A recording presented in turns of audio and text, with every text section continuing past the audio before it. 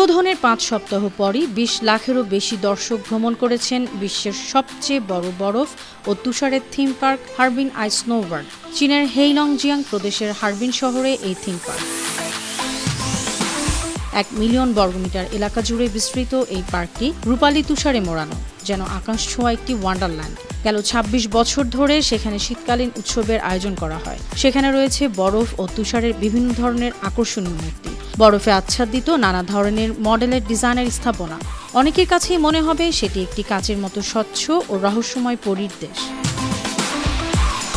শীতের স্বপ্ন, এশিয়ার মধ্যে ভালোবাসা শিরোনামে থিম দিয়ে সাজানো ওই পার্কটি গেল 21 ডিসেম্বর উদ্বোধন করা হয়। এরই মধ্যে হারবিন 2025 এশিয়ান উইন্টার গেমসের বিভিন্ন উপাদানও অন্তর্ভুক্ত করেছে।